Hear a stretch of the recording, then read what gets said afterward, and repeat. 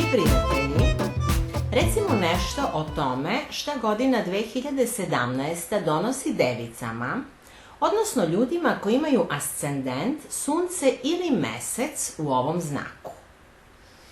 Ovo o čemu ćemo govoriti najviše će odgovarati ljudima koji imaju ascendent u devici, jer od ascendenta odvodimo astrološke domove, a na osnovu toga je stvorena cela ova simbolična priča.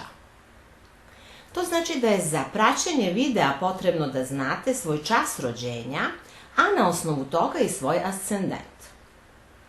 Međutim, za sunce ili mesec u devici sve takođe važi, samo u manjoj meri. Do jeseni 2017. godine Jupiter, planeta sreće, duhovnog života, ekspanzije, vizija, intuicije, tranzituje kroz vaš drugi astrološki dom, a od oktobra 2017. će biti u trećem domu. Za device je sada vrlo važan tranzit Jupitera kroz drugi astrološki dom. Jupiter ovde pomaže devicama da podignu nivo lične vrednosti, kako u svojim očima, tako i u očima drugih. Često, vrlo skromne device puno rade, veliki su profesionalci, nekada su intelektualno ili drugačije najdominantniji u svojoj oblasti, ali često za svoj posao dobijaju malo novca.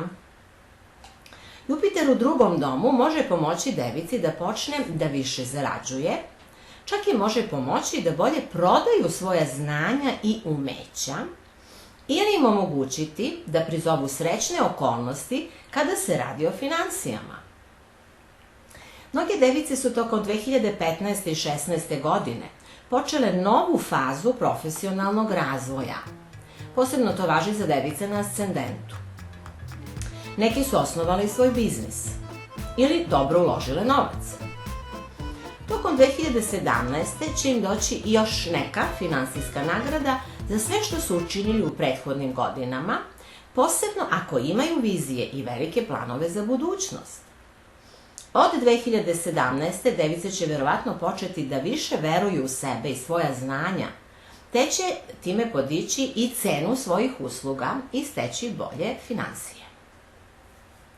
Jupiter tokom većeg dela godine stvara sekstil na planetu Saturn, a taj aspekt može pomoći devicama da stabilizuju situaciju u celini, posebno u porodici, odnosno u svom domu, u kući gde žive. Mnoge device su u prethodnim 2 godinama bile tužne, posebno u kući ili zbog nekih članova porodice. Neki su se brinule za roditelje ili morale da se posvete ostalim članovima porodice.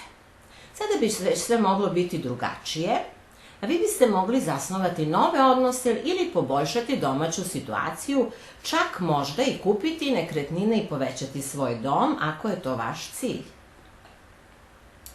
Imamo još jedan aspekt koji zaslužuje našu pažnju, a utiče na već spomenute teme, a to je opozicija među planetama Jupiter i Uran. U vašem slučaju je između 2. i 8. astrološkog doma. Možda naglo odlučite da uzmete kredit za stan ili za neku kupovinu. Čini se da to nije najbolja ideja u današnje vreme, ali device koje su stabilizovale profesionalni život mogu biti na dobitku ako budu pozajmljivale novac.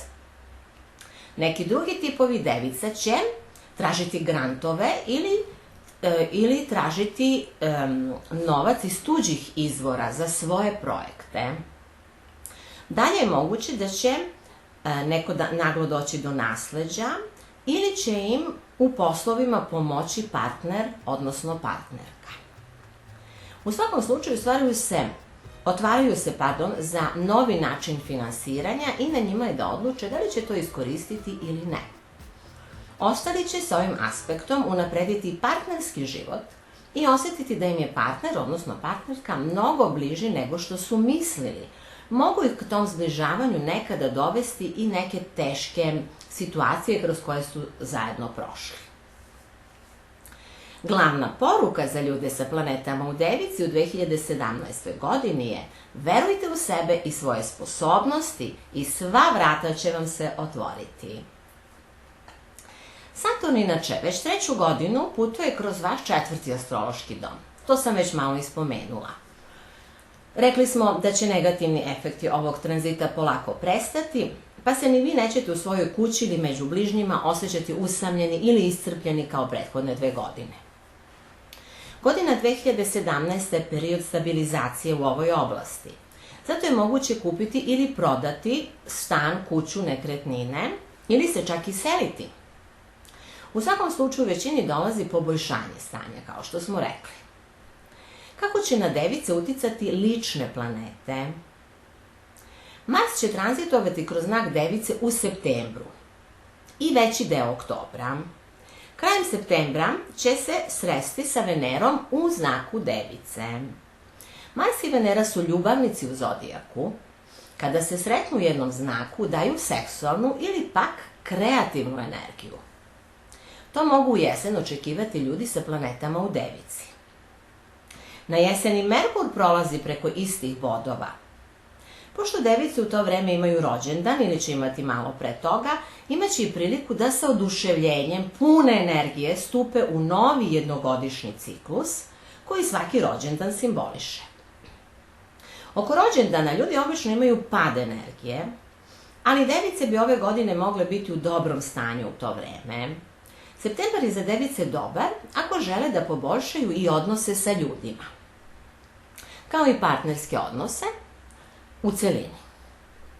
Često ponavljam da u ovim videima govorim vrlo uopšteno, sve zavisi naravno od čoveka samog ili potencijala koji u sebi nosi. Ovde govorimo samo o mogućnostima.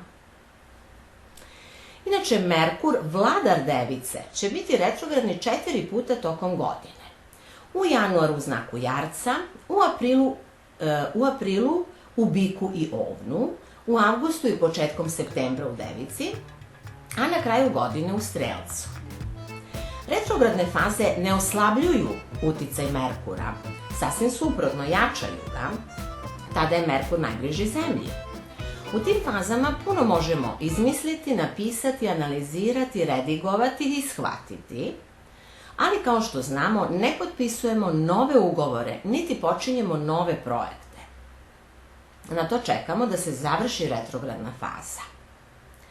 Device uglavnom osjećaju unutrašnji nemir kada je Merkur retrogradni, isto kao i Blizanci. Možda se zato kaže da su to 2 nervozna znaka, jer je njihov vladar brz, znatiželjan, detaljista, a baš on ima najčešće retrogradne faze tokom godine. Znači oni češće nego neki drugi znakovi moraju da se zaustave, iako to nikako ne žele. Tu se ništa ne može učiniti, važno je samo imati svest o tome. Posebna novost u godini 2017. za sve nas jeste da mesečevi čvorovi u indijskoj mitologiji i astrologiji poznati kao Rahu i Ketu menjaju znakove. Do sada su se kretali na osi Devica Riba i o tome sam snimila posebni video koji se zove Duhovna astrologija, eklipse, pomračenja i naš put. Pokret mesečevih čvorova je povezan sa poznatim astronomskim fenomenom koji zovemo eklipse, odnosno pomračenja. Ona najviše utiču na astrološke znakove u kojima se javljaju. U godinama 2017. i 2018. će se kretati na osi Lav-Vodolija. A time će ljudi koji imaju planete u ovim znakovima osetiti da su na životnoj raskrsnici. Mesečevi čvorovi će svakako uticati i na sve ostale. Kako i koliko, zavisi od toga koliko imamo godina, koliko smo integrisana bića, da li smo duhovno orijentisani i tako dalje. Pokretom mesečevih čvorova se najviše bavi duhovna astrologija. Ja nudim posebno tumačenje horoskopa na osnovu indijskih tehnika, koje se na mom webu zove U čemu je smisao vaše egzistencije. Zakažite konsultacije na tu temu ako vas to zanima. Tranzit severnog mesečevog čvora je bitno uticao na život mnogih devica tokom 2016. godine, takođe i nešto pre toga. Maja 2017. godine ih postepeno napušta i prelazi u njihov 12. dom, što je tiho i povučeno mesto regeneracije i introspekcije. Mnogi device su donele ključne životne odluke i promenile partnerski i profesionalni život, kao i odnos prema sebi, što je posebno značajno. Ovim tranzitom se završio jedan 18-godišnji ciklus. Mnogi će se, pretpostavljam, setiti šta su počinjali i šta im se važno dešavalo u godinama 97. i 98. Sada se taj ciklus završava i počinje nov. Ako su device od periodu od 2015-16. vodile računa o sebi i svojim potrebama, a sve ostale ljude koji imaju oko sebe ostavile po strani, ako su čak i partnera ili partnerku stavili na drugo mesto, a sebe na prvo, i posvetili se svojim poslovima i interesovanjima, sada će se osjećati dobro. Ako nisu ovako postupali, imaju još vremena do maja 2017. godine da to učine. A većina devica će osjetiti u februaru mesecu 2017. da još nešto ima da se uradi.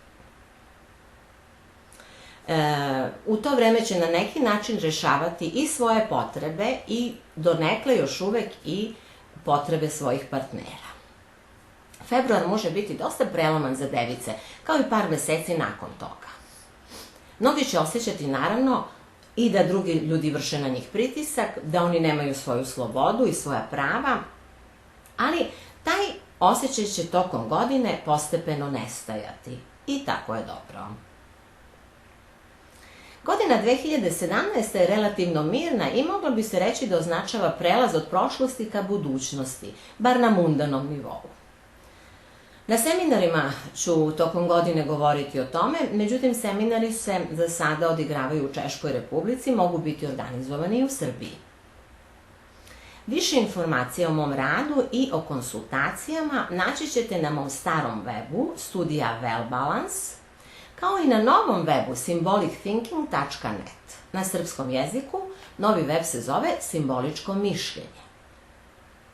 Tamo ćete se moći prijaviti na besplatni mesečni bilten. To možete učiniti već sada. Nadam se da će novi web već u potpunosti funkcionisati u 2017. godini. Tamo ćete naći online seminare iz astropsihologije, spisak svih konsultacija koje nudim, blog sa člancima i nadam se puno toga drugog u budućnosti na srpskom jeziku. Ako vam se video dopao, prijavite se na moj kanal, hvala unapred. Pratite postove na Facebooku, pišite slobodno, rado ću vam odgovoriti. Radujem se našem sledećem susretu i želim puno sreće tokom cele 2017. godine.